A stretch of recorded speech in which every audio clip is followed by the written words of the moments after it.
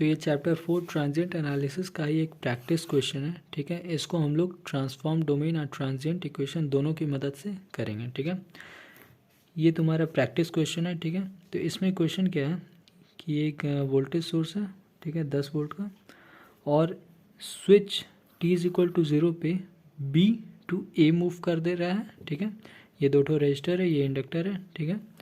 तो इनिशियली ये B पे है और उसके बाद 0 के बाद ये A पे चला जा रहा है, ठीक है। तो इसका ट्रांसफॉर्म डोमेन की हेल्प से I ऑफ t निकालना है, मतलब इस ब्रांच में करंट, ठीक है, लूप करंट, ये करंट निकालना। तो इसका ट्रांसफॉर्म डोमेन का फ्लो क्या होता है? फ्लो यही जान लो कि हम लोग सर्किट को टाइम डोमेन में ही बनाते हैं, ठीक है। टाइम डोमेन वाला जो सर्किट है उसको कन्वर्ट करते हैं लैप्लास में। कन्वर्जन का प्रोसेस क्या होता है? दैट इज़ वोल्टेज सोर्स तुम्हारा V/S हो जाता है और इंडक्टर तुम्हारा वोल्टेज सोर्स में रिप्लेस होता है, ठीक है। कंफ्यूज मत करना, टाइम डोमेन में इंडक्टर करंट सोर्स के साथ रिप्लेस होता है, जबकि ट्रांसफॉर्म डोमेन में इंडक्टर तुम्हारा वोल्टेज सोर्स के साथ होता है, ठीक ना, ठीक है।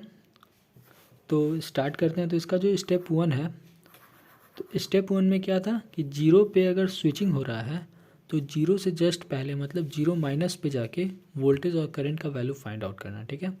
कौन सा वोल्टेज कौन सा करंट? तो इंडक्टर से रिलेटेड वाला चीज़, मतलब इंडक्टर के अक्रॉस वोल्टेज फाइंड आउट करेंगे 0 माइनस पे, और इंडक्टर में करंट फाइंड आउट करेंगे 0 माइनस पे, ठीक है। अब देखो 0 माइनस अगर बोल रहे हैं तो 0 माइनस मतलब स्विच बी पे है। अगर स्विच बी पे है तो सर्किट तुम्हारा कुछ ऐसा बनेगा, ठीक है, ये हट जाएगा, ठीक है। तो पहला स्टेप क्या हो गया? 0 माइनस पे जाके हमें फाइंड आउट करना है। 0 माइनस को क्या बोलते हैं? Steady state. तो 0 माइनस को जब स्टेडी स्टेट बोल दिए, इसका मतलब है V क्या हो जाएगा? VL 0 माइनस क्या हो जाएगा? 0 वोल्टेज, ठीक है। तो एक चीज़ तो निकल गया, करंट निकालना है। तो करंट कैसे निकालेंगे? ओह सॉरी, ये क्वेश्चन चेंज है। क्वेश्चन क्या है कि 0 पे, क्वेश्चन क्या है कि t इज इक्वल टू 0 पे A टू B मूव कर रहा है, मतलब इनिशियली ये A पोजीशन पे है, ठीक है। और अगर A पोजीशन पे है तो 0 माइनस वाला इंस्टेंट क्या बन जाएगा? सोर्स फ्री RL नेटवर्क, ठीक है।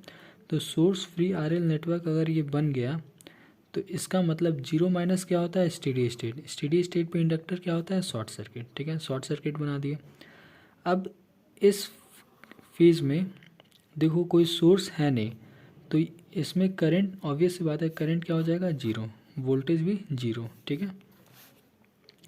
ये हो गया तुम्हारा इनिशियल वैल्यू निकाल लिए। इसके बाद दूसरा स्टेप क्या आता है? दूसरा स्टेप आता है स्विचिंग एक्शन पे फिगर को ड्रॉ करना, दैट इज़ 0 ग्रेटर दैन 0 पे, ठीक है। तो ग्रेटर दैन 0 पे जब फिगर को ड्रॉ करेंगे तो इसमें हम लोग करेंगे क्या? हम लोग इसमें स्विच को बताएंगे, मतलब स्विच के डायरेक्शन को बताएंगे। तो स्विच यहाँ पे अभी बी पोजीशन पे आ गया, और जब बी पोजीशन पे आ गया तो जैसे सर्किट बन रहा है as it is original circuit बना देंगे, ठीक है। ये हो गया तुम्हारा t ग्रेटर दैन 0 वाला। अब ये जो चीज़ है ये टाइम डोमेन का सर्किट है, ठीक है। इस सर्किट को कन्वर्ट करना है लैप्लास डोमेन में, ठीक है। तो उसका कन्वर्जन प्रिंसिपल क्या है? इंडक्टर तुम्हारा एज इट इज़ कन्वर्ट हो जाएगा, वोल्टेज सोर्स कन्वर्ट हो जाएगा V/S के फॉर्म में, ठीक है। मतलब अगर 10 वोल्ट उधर था तो 10/S हो गया, रजिस्टर एज इट इज़। और एक इंडक्टर जो है वो कन्वर्ट हो जाता है एक वोल्टेज सोर्स, मतलब इंडक्टर भी साथ में रहेगा और उसके साथ एक वोल्टेज सोर्स आ जाएगा, ठीक है। ये देखो कुछ इस प्रकार से, ठीक है।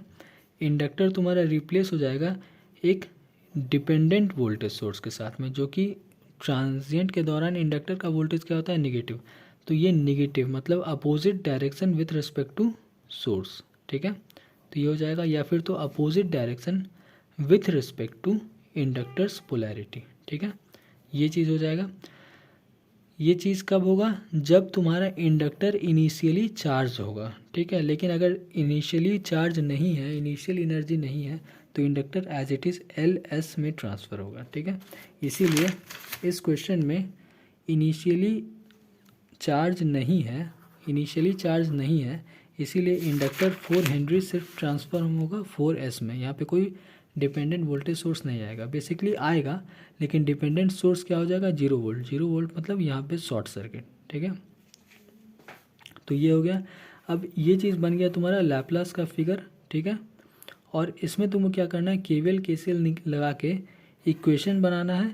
इस इक्वेशन को सिंप्लीफाई करना है। सिंप्लीफाई क्या मतलब बेसिकली ये तुम्हारा लैप्लास इक्वेशन है और इसका नेक्स्ट स्टेप होता है इन्वर्स लैप्लास निकालना, ठीक है। तो इन्वर्स लैप्लास निकालने के लिए कुछ फॉर्मूलाज होता है, उस फॉर्मूला के अकॉर्डिंग तुमको ये इक्वेशन को सेटअप करना होता है, ठीक है।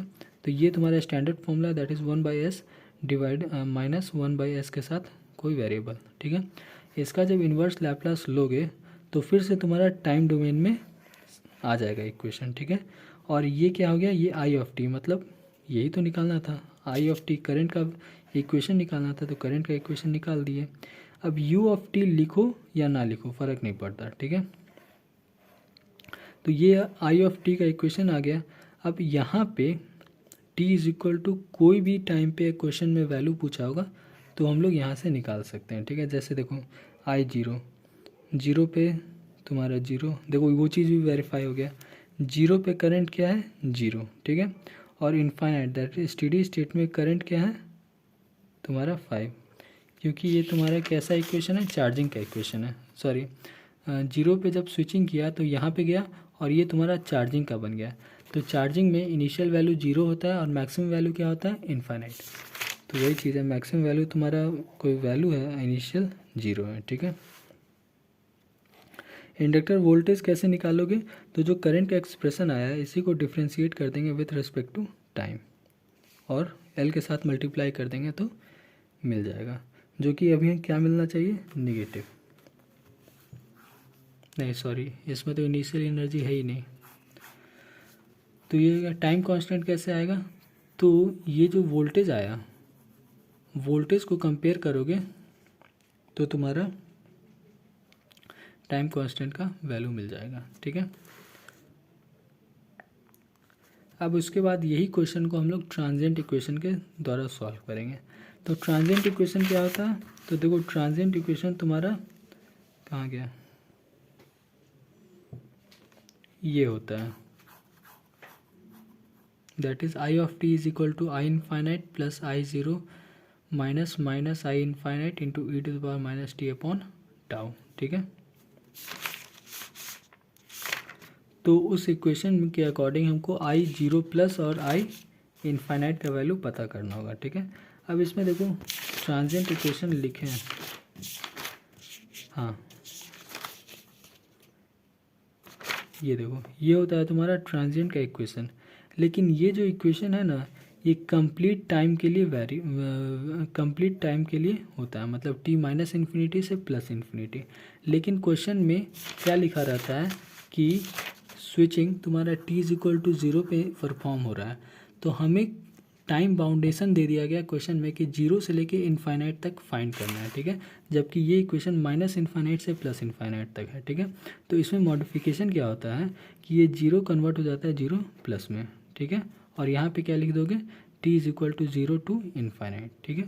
तो इस फॉर्मूला में मॉडिफिकेशन क्या हो गया कि ये तुम्हारा 0 प्लस बन गया। तो अब तुमको सर्किट में 0 प्लस पे सिग्नल का वैल्यू निकालना है, ठीक है।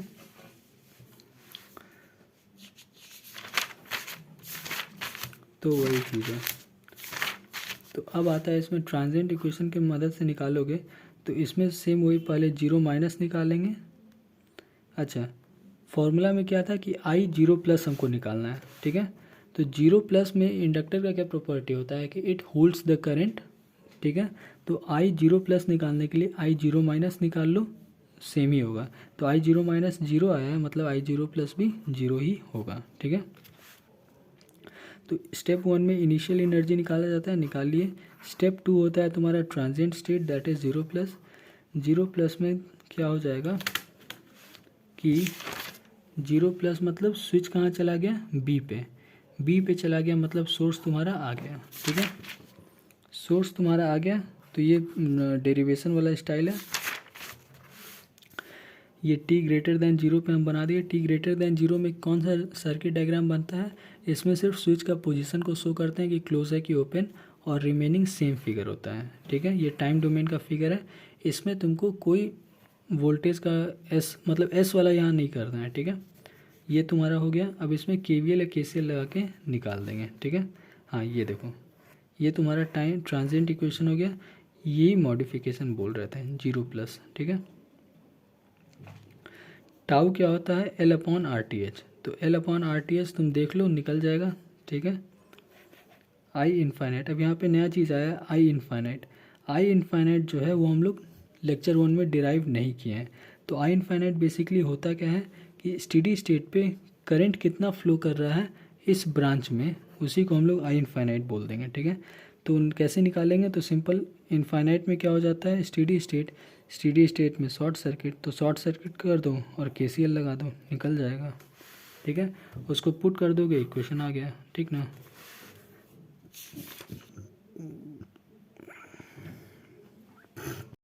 अब उसके बाद जो वैल्यू आया उसके अकॉर्डिंग ग्राफ बना देना है।